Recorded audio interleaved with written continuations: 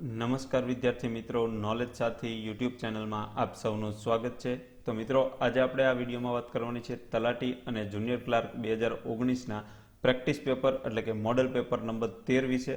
તો મિત્રો, જો આ પ્રેક્ટિસ પેપર તમને પસંદ આવે તો આ વિડીયોને લાઇક અને શેર જરૂરથી કરી દેજો અને બધા પ્રશ્નો મિત્રો જરૂરથી જોઈ લેજો, એટલે કે આ વિડીયોને અંત સુધી જરૂર જોજો. અને મિત્રો, જો આ ચેનલને સબસ્ક્રાઇબ નથી કરી તો સબસ્ક્રાઇબ કરીને બાજુમાં આવેલા બેલ આઇકન પર ક્લિક કરી દેજો, જેથી કરીને આવનારા દરેક વિડીયોનું નોટિફિકેશન તમને તમારા મોબાઈલમાં તરત જ મળી રહે. તો ચલો મિત્રો, આજનો વિડીયો આપણે ચાલુ કરીએ. તો તેમાં સૌથી પહેલો પ્રશ્ન છે કે સુજલામ સુફલામ જળ અભિયાનનો પ્રારંભ 1 મે 2018ના રોજ અંકલેશ્વર તાલુકાના કયા તળાવથી થયો હતો? તો તેમાં મિત્રો સાચો જવાબ આવશે કોસંબડી તળાવ ભરૂચ. એટલે કોસંબડી તળાવ ભરૂચ ખાતેથી સુજલામ સુફલામ અભિયાનનો પ્રારંભ 1 મે 2018ના રોજ કરવામાં આવ્યો હતો અંકલેશ્વર તાલુકાના. ત્યારબાદ ક્વેશ્ચન નંબર 2 જોઈએ કે વર્તમાન ભારતીય મહિલા હોકી ટીમના કેપ્ટન કોણ છે? તો તેમાં જવાબ આવશે રાણી રામપાલ. ત્યારબાદ ક્વેશ્ચન નંબર 3 જોઈએ કે ઉત્તરાખંડના વર્તમાન સમયના મુખ્યમંત્રી પદે કોણ છે? તો ઉત્તરાખંડના મુખ્યમંત્રી છે ત્યારે હાલમાં ત્રિવેન્દ્રસિંહ રાવત. ત્યારબાદ મિત્રો, આપણે પ્રશ્ન નંબર 4 જોઈએ કે તાજેતરમાં બ્રિક્સ દેશોની બેઠક ક્યાં યોજાઈ ગઈ? તો તેમાં જવાબ આવશે દક્ષિણ આફ્રિકામાં. ત્યારબાદ ક્વેશ્ચન નંબર 5 જોઈએ કે સંગીતના કયા ગ્રંથમાં 19 પ્રકારની વીણા અને 101 પ્રકારના તાલનું વર્ણન કરાયેલું છે? તો તેમાં મિત્રો સાચો જવાબ આવશે સંગીત મકરંદમાં. ત્યારબાદ ક્વેશ્ચન નંબર 6 જોઈએ કે સંગીતના ગ્રંથો અને તેના રચયિતાના સંદર્ભમાં કયું વિધાન યથાયોગ્ય નથી? તો તેમાં જવાબ આવશે સંગીત સરિતા, તો પંડિત હરિદાસ. તો આ એક જોડકું યથાયોગ્ય નથી, બાકીના ત્રણેય યથાયોગ્ય છે. ત્યારબાદ ક્વેશ્ચન નંબર 7 જોઈએ કે સંગીતના અણમોલ રત્નો બૈજુ બાવરા એટલે કે વૈજનાથ મિશ્રા અને તાનસેન એટલે કે રામતનુ પાંડેના ગુરુ કોણ હતા? એટલે કે બૈજુ બાવરા અને તાનસેન આ બંનેના ગુરુ કોણ હતા? તો તેમના ગુરુનું નામ છે સ્વામી હરિદાસ. ત્યારબાદ ક્વેશ્ચન નંબર 8 જોઈએ કે નૃત્યના દેવાધિદેવ કોણ મનાય છે? તો તેમાં જવાબ આવશે નટરાજ. ત્યારબાદ ક્વેશ્ચન નંબર 9 જોઈએ કે ભારતના શાસ્ત્રીય નૃત્યમાં કોનો સમાવેશ થતો નથી? તો તેમાં જવાબ આવશે ગરબાનો. તો ભારતીય શાસ્ત્રીય નૃત્યમાં ગરબાનો સમાવેશ થતો નથી. ત્યારબાદ ક્વેશ્ચન નંબર 10 કે નાટ્યશાસ્ત્રની રચના કોણે કરી હતી? તો નાટ્યશાસ્ત્રની રચના કરનાર છે ભરત મુનિ. ત્યારબાદ ક્વેશ્ચન નંબર 11 કે ભારતના શાસ્ત્રીય નૃત્ય અને સંબંધિત રાજ્યની કઈ જોડ યોગ્ય નથી? તો તેમાં જવાબ આવશે કથક. તો કથક તો કેરળ આ જોડ ખોટી છે, કારણ કે ભરતનાટ્યમ તો તમિલનાડુનું જે નૃત્ય છે, કુચીપુડી આંધ્રપ્રદેશ, મણિપુરનું. તો આ કથક કયા રાજ્યનું નૃત્ય છે તે મિત્રો તમારે નીચે કમેન્ટ બોક્સમાં આપવાનું છે, કારણ કે કથક જે રહ્યું તે કેરળનું નૃત્ય નથી. કેરળનું નૃત્ય કયું છે? તો કથકલી. તો કથકલી જે છે તે કેરળનું નૃત્ય છે. તો કથક ક્યાંનું નૃત્ય છે તે તમારે નીચે કમેન્ટ બોક્સમાં જણાવવાનું છે. ત્યારબાદ ક્વેશ્ચન નંબર 12 જોઈએ કે પંડિત બિરજુ મહારાજ, સિતારા દેવી અને કુમુદિની લાખ્યા વગેરે આ કયા નૃત્ય સાથે સંકળાયેલા છે? તો તેમાં મિત્રો સાચો જવાબ આવશે કથક સાથે. જે કથક નૃત્ય છે તે તમારે નીચે કમેન્ટ બોક્સમાં જણાવવાનું છે. આપણે આગળના પ્રશ્નોમાં ચર્ચા કરી તેમ કે આ રાજ્યનું નૃત્ય છે. તો જે કથક સાથે બિરજુ મહારાજ, સિતારા દેવી અને કુમુદિની લાખ્યા આ ત્રણેય આ કથક નૃત્ય સાથે સંકળાયેલા છે. ત્યારબાદ ક્વેશ્ચન નંબર 13 જોઈએ આપણે કે મણિપુરી નૃત્યના સંદર્ભમાં કયું વિધાન યોગ્ય નથી? તો તેમાં મિત્રો સાચો જવાબ આવશે મણિપુરી નૃત્યનો આધાર ગ્રંથ અભિનવ દર્પણ છે. તો મિત્રો આ એક વિધાન જે છે યોગ્ય નથી. ત્યારબાદના બીજા ત્રણેય વિધાનો સાચા છે. તો મિત્રો સાચા વિધાનો પણ તમે જરૂરથી તપાસી લેજો, તેમાંથી પણ આપણને પ્રશ્ન પૂછાઈ શકે છે. ત્યારબાદ ક્વેશ્ચન નંબર 14 જોઈએ કે નીચેનામાંથી કઈ કૃતિ મહાકવિ ભાસની નથી? તો તેમાં જવાબ આવશે વિક્રમો વર્ષ્યમ, જે મહાકવિ ભાસની કૃતિ નથી. ત્યારબાદ ક્વેશ્ચન નંબર 15 જોઈએ કે શાસ્ત્રકારોએ ભવાઈને શું કહ્યું છે? તો શાસ્ત્રકારોએ ભવાઈને ભવાઈ પ્રધાન નાટકો કહીને ઉચ્ચારેલા છે. ત્યારબાદ ક્વેશ્ચન નંબર 16 જોઈએ કે ગુજરાતી કયા કવિએ ગોપી ભાવે શ્રી કૃષ્ણ પ્રેમની રંગભરી ગરબીઓ રચી ગુજરાતી સ્ત્રીઓના કંઠે ગુંજતો કરી દીધો? તો તેમાં મિત્રો સાચો જવાબ આવશે દયારામ. એટલે કે દયારામને ગરબીના પિતા તરીકે પણ ઓળખવામાં આવે છે. ત્યારબાદ ક્વેશ્ચન નંબર 17 કે ગુજરાતમાં કઈ નવરાત્રી દરમિયાન ગરબા રમાય છે? તો મિત્રો ગુજરાતમાં 2 વાર નવરાત્રી આવે, તો કઈ નવરાત્રી દરમિયાન ગરબા રમાય છે? તો તેનો સાચો જવાબ આવશે આસો માસમાં જે નવરાત્રી આવે છે તે નવરાત્રી દરમિયાન ગુજરાતમાં ગરબા રમાય છે. ત્યારબાદ ક્વેશ્ચન નંબર 18 કે બનાસકાંઠાના વાવ અને સુઈગામ વિસ્તાર એટલે કે ઉત્તર ગુજરાતમાં જે બનાસકાંઠામાં જે વાવ અને સુઈગામ વિસ્તાર છે તેમાં કયું નૃત્ય જાણીતું છે? તો તેમાં જવાબ આવશે મોરાયો નૃત્ય. તો આપણને સીધો પણ પ્રશ્ન બને કે મોરાયો નૃત્ય કયા જિલ્લામાં કરવામાં આવે છે? તો તેમાં જવાબ આવશે બનાસકાંઠા જિલ્લામાં. અને વિસ્તાર ચોક્કસ પૂછે તો વાવ અને સુઈગામ. તો કે આ બંને વિસ્તારમાં સુઈગામ અને વાવ આ બનાસકાંઠા જિલ્લામાં જે આવેલું છે ત્યાં મોરાયો નૃત્ય કરવામાં આવે છે. ત્યારબાદ ક્વેશ્ચન નંબર 19 કે દુધિયા અને તેલિયા તળાવ ક્યાં આવેલા છે? તો દુધિયા અને તેલિયા તળાવ આવેલા છે પાવાગઢમાં. ત્યારબાદ ક્વેશ્ચન નંબર 20 કે સંસ્કૃત ભાષામાં સ્થાપત્ય માટે કયો શબ્દ વપરાય છે? તો જે સ્થાપત્ય કરવી તેને સંસ્કૃત ભાષામાં વપરાય છે વાસ્તુ શબ્દ. ત્યારબાદ ક્વેશ્ચન નંબર 21 જોઈએ કે લોથલમાં વહાણ લાંગરવા માટે શું બાંધવામાં આવતું હતું? તો તેમાં જવાબ આવશે ધક્કો, એટલે તેને ટીંબો પણ કહેવામાં આવે છે કે જે વહાણ લાંગરવા માટે બનાવવામાં આવે છે. ત્યારબાદ ક્વેશ્ચન નંબર 22 કે સ્તંભાલેખો કઈ લિપિમાં કોતરાયેલા છે? તો જે સ્તંભાલેખો છે તે કઈ લિપિમાં કોતરાયેલા છે? તો તેમાં જવાબ આવશે બ્રાહ્મી લિપિ. ત્યારબાદ ક્વેશ્ચન નંબર 23 કે ગુજરાતના ખાલી જગ્યા ખાતે સૂર્ય મંદિર આવેલું છે. તો ગુજરાતમાં કઈ જગ્યાએ સૂર્ય મંદિર આવેલું છે? તો મિત્રો આ પ્રશ્નનો આન્સર તમારે નીચે કમેન્ટ બોક્સમાં આપવાનો છે.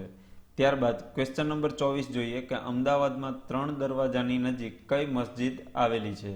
તો અમદાવાદની અંદર જે 3 દરવાજા છે ત્યાં જામા મસ્જિદ આવેલી છે. ત્યારબાદ ક્વેશ્ચન નંબર 25 કે હડપ્પા નગર અને મોહેંજો-દડો નગરનું અનુક્રમે ઈસવીસન 1921 અને 1922માં કોના માર્ગદર્શન હેઠળ ઉત્ખનન થયું હતું? તો મિત્રો તેમાં સાચો જવાબ મિત્રો આવે છે દયારામ સાહની અને રખાલદાસ બેનર્જી. આ બંનેના માર્ગદર્શન હેઠળ ઉત્ખનન થયું હતું. ત્યારબાદ મિત્રો આપણે ક્વેશ્ચન નંબર 26 જોઈએ કે કયા નગરનો અર્થ મરેલાનો ટેકરો એવો થાય છે? તો તેમાં જવાબ આવશે મોહેંજો-દડો.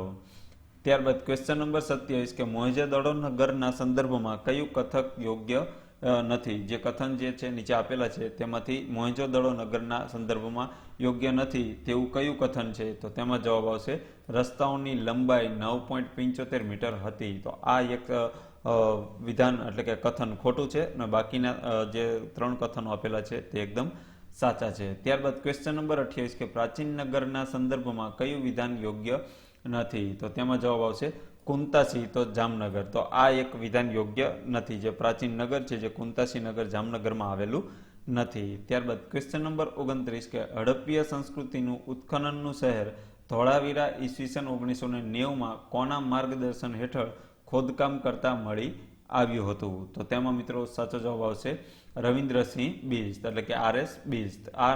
RS બિસ્તના માર્ગદર્શન હેઠળ ધોળાવીરાનું 1990માં ઉત્ખનન કરવામાં એટલે કે ખોદકામ કરવામાં આવ્યું હતું.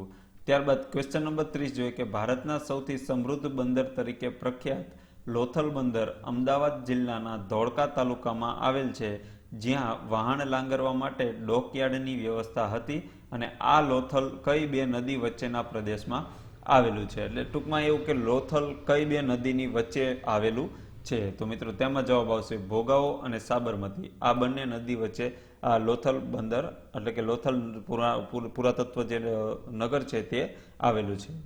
ત્યારબાદ ક્વેશ્ચન નંબર 31 જોઈએ કે સ્તૂપના સંદર્ભમાં કયું વિધાન યોગ્ય નથી? તો તેમાં જવાબ આવશે ઓપ્શન ડી સ્તૂપની ચારે બાજુએ ઊંચો રહેલ ગોળાકાર રસ્તો તો તોરણ, જે વિધાન યોગ્ય નથી.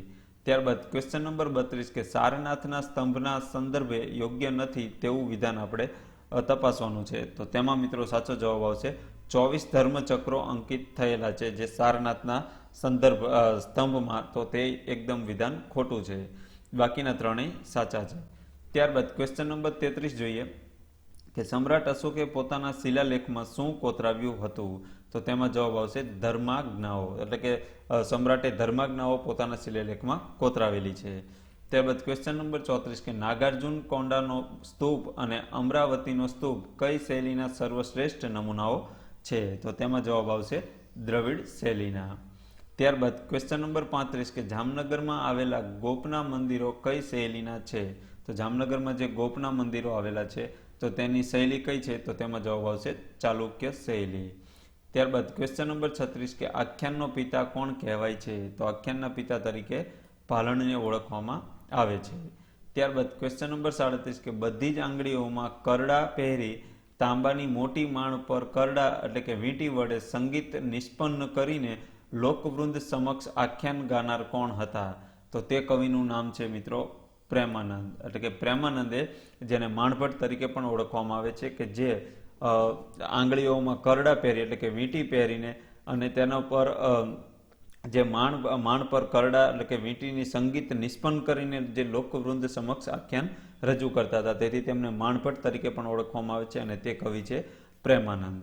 ત્યારબાદ ક્વેશ્ચન નંબર આપણે 38 તરફ જઈએ તો કે મધ્યકાલીન સાહિત્ય સ્વરૂપ અને તેની સાથે જોડાયેલ સાહિત્ય સ્વરૂપના સંદર્ભમાં કઈ જોડ ખોટી છે તે જણાવવાનું છે આપણે. તો તેમાં મિત્રો સાચો જવાબ આવશે ભોજા ભગત.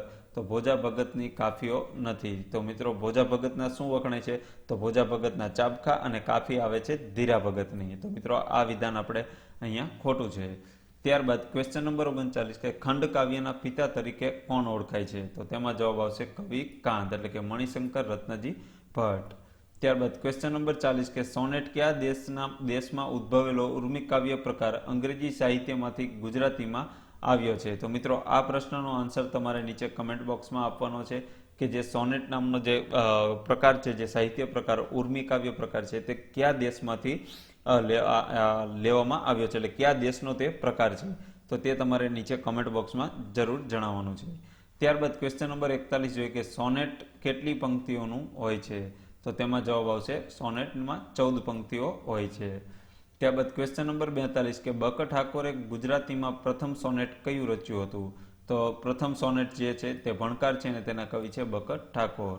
ત્યારબાદ ક્વેશ્ચન નંબર 43 કે હાઇકુ કયા દેશમાંથી ઉતરી આવેલો કાવ્ય પ્રકાર છે? તો મિત્રો આનો ક્વેશ્ચન પણ તમારે કમેન્ટ બોક્સમાં તેનો જવાબ આપણે આપવાનો છે કે સોનેટ કયા દેશમાંથી ઉતરી આવ્યું છે, અને ત્યારબાદ ક્વેશ્ચન નંબર 43 હાઇકુ કયા દેશમાંથી ઉતરી આવેલો કાવ્ય પ્રકાર છે, તે તમારે નીચે કમેન્ટ બોક્સમાં જરૂર જણાવવાનું છે. તો ત્યારબાદ આપણે મિત્રો ક્વેશ્ચન નંબર 44 જોઈએ કે હાઇકુ ક્ષેત્રે કોનું નામ સંકળાયેલું છે? તો તેમાં મિત્રો જવાબ આવશે સ્નેહરશ્મિ એટલે કે ઝીણાભાઈ દેસાઈ. ત્યારબાદ ક્વેશ્ચન નંબર 45 કે હાઇકુમાં અક્ષરોની કયા પ્રકારની ગોઠવણીથી રજૂ થતો વિચાર ચિંતનપ્રદ બની રહે છે? તો તેમાં મિત્રો જવાબ આવશે 5, 7 અને 5. એટલે કે જે હાઇકુના જે અક્ષરનો જે ગોઠવણી છે તે છે 5, પછી છે 7 અને ત્યારબાદ છે 5. એટલે કે 5, 7 ને 5ની પેટર્નમાં હાઇકુના અક્ષરો ગોઠવેલા હોય છે. ત્યારબાદ ક્વેશ્ચન નંબર 46 જોઈએ કે ગઝલનો પહેલો શેર અને છેલ્લો શેર અનુક્રમે શું કહેવાય? તો ગઝલમાં પહેલો શેર અને છેલ્લા શેરને શું કહેવાય? તો પહેલા શેરને કહેવાય મતલા અને બીજા શેરને કહેવામાં આવશે મક્તા. ત્યારબાદ ક્વેશ્ચન નંબર 47 કે ગઝલ એ કઈ ભાષામાંથી ઉતરી આવેલો સાહિત્ય પ્રકાર છે? તો તેમાં મિત્રો જવાબ આવશે અરબી ભાષામાં. તો ગઝલ કઈ ભાષામાંથી ઉતરી આવ્યો સાહિત્ય પ્રકાર છે? તો તેમાં જવાબ આવશે અરબી ભાષા.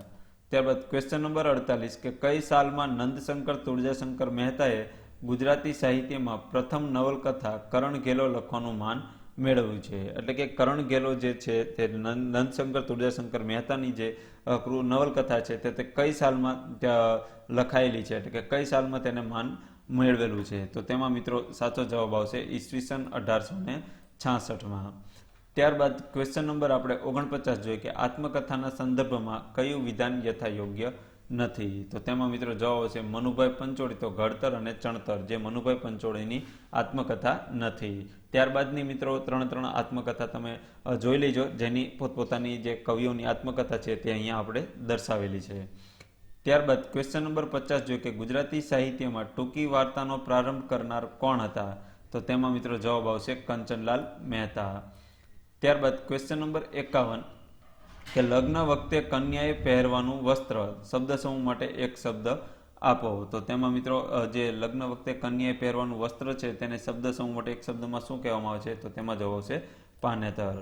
ત્યારબાદ ક્વેશ્ચન નંબર 52 કે મનીષા શબ્દની સાચી જોડણી કઈ છે? તો મનીષા શબ્દની સાચી જોડણી આવશે ઓપ્શન ડી. ત્યારબાદ ક્વેશ્ચન નંબર 53 જોઈએ કે વરદાન એટલે શું? તો વરદાનને શું કહેવામાં આવે છે? તો વરદાન એટલે દુખા.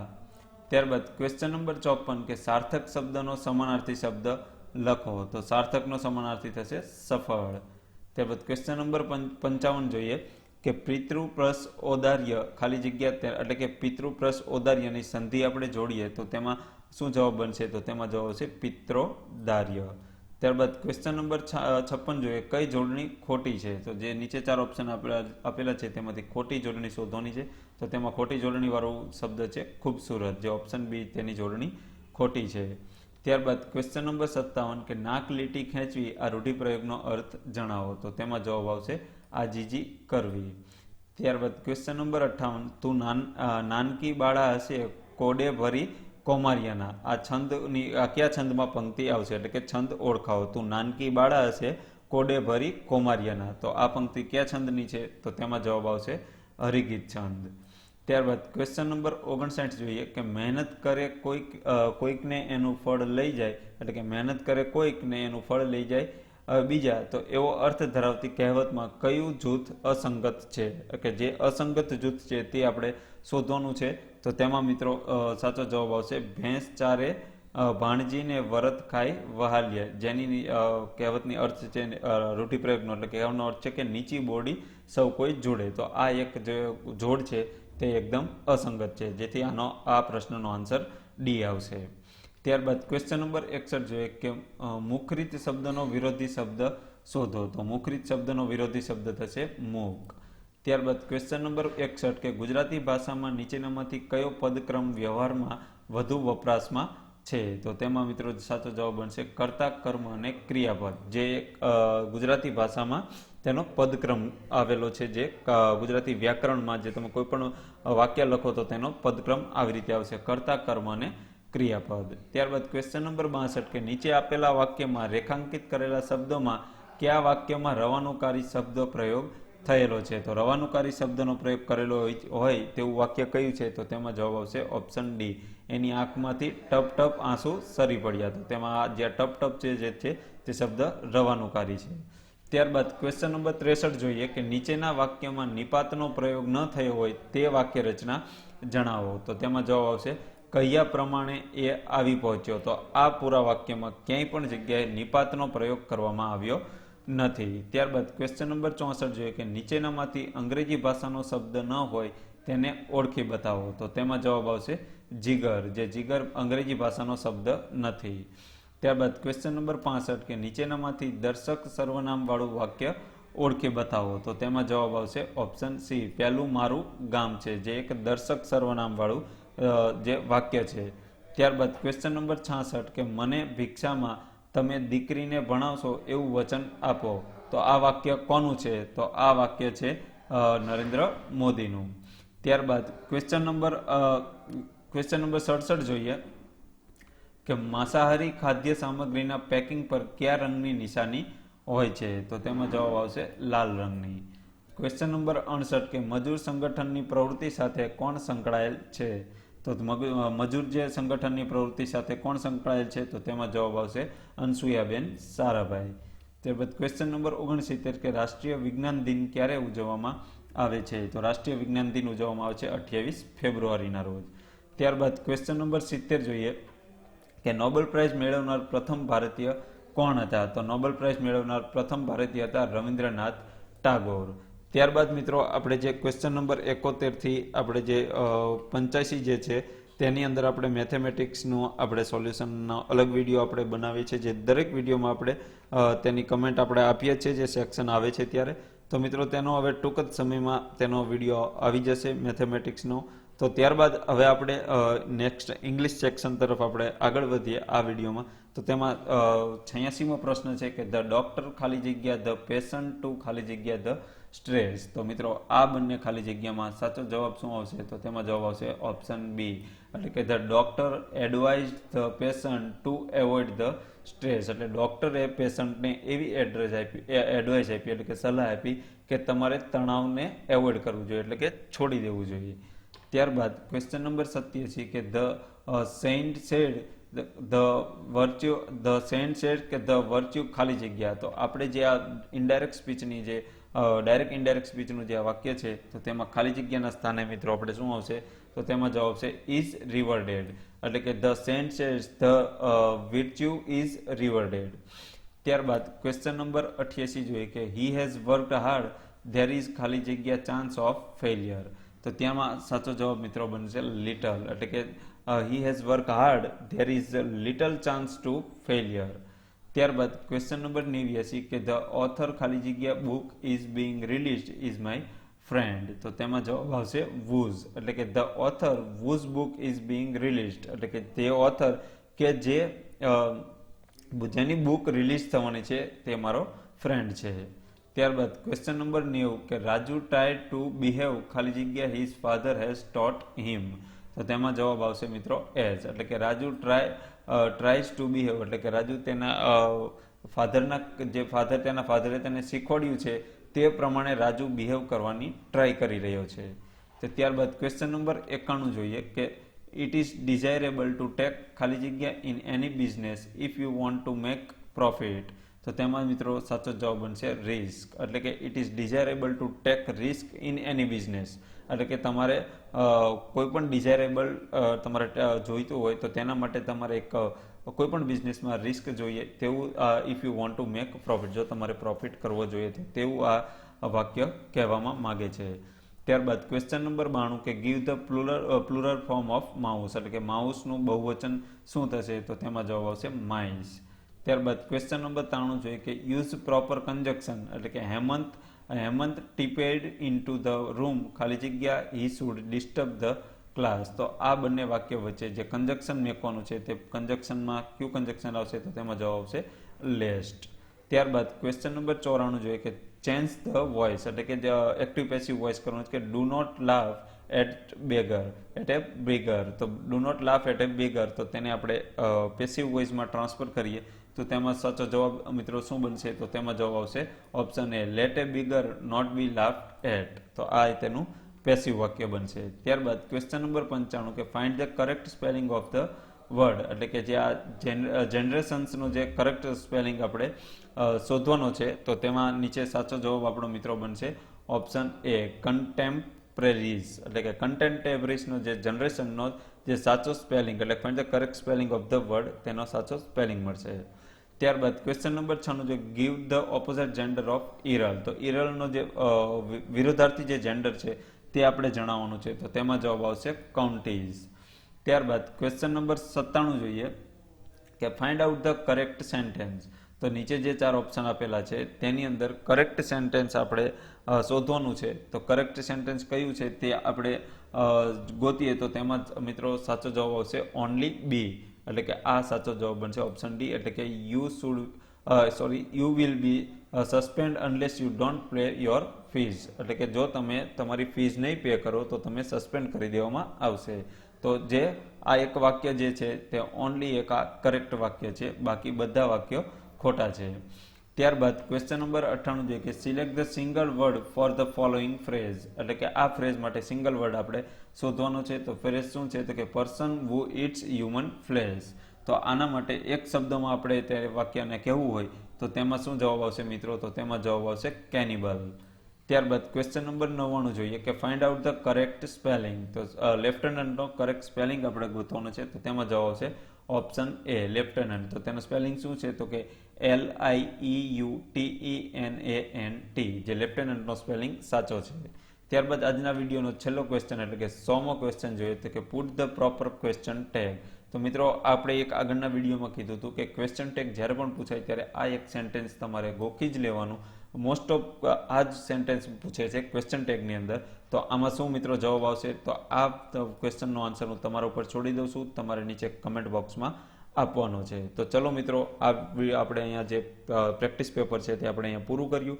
જો મિત્રો આ પ્રેક્ટિસ પેપર તમને પસંદ આવ્યું હોય તો લાઇક અને શેર કરી દેજો, અને અમારી ચેનલમાં નવા હોય તો સબસ્ક્રાઇબ કરી દેજો, જેથી તમને દરરોજ એક પ્રેક્ટિસ પેપર તમને મળતું રહેશે, જે તલાટી અને જુનિયર ક્લાર્ક અને બિન સચિવાલય આ ત્રણેયને આપણે ટાર્ગેટ રાખીને આપણે પ્રેક્ટિસ પેપર આપણે ચાલુ રાખશું કે જ્યાં સુધી એક્ઝામ ન આવે ત્યાં સુધી દરરોજ આપણે એક પ્રેક્ટિસ પેપર સોલ્વ કરવાનો આપણે પ્રયત્ન કરતા રહીશું આ વિડીયોના માધ્યમથી. જો મિત્રો આ પ્રયાસ અમારો પસંદ આવ્યો તો આ વિડીયોને લાઇક શેર કરી દો અને અમારી ચેનલને સબસ્ક્રાઇબ કરીને બાજુમાં આવેલા બેલ આઇકન પર ક્લિક કરી દો. તો ચલો મિત્રો, આ વિડીયો આપણે અહીંયા પૂરો કરીએ છીએ. જય હિન્દ, વંદે માતરમ.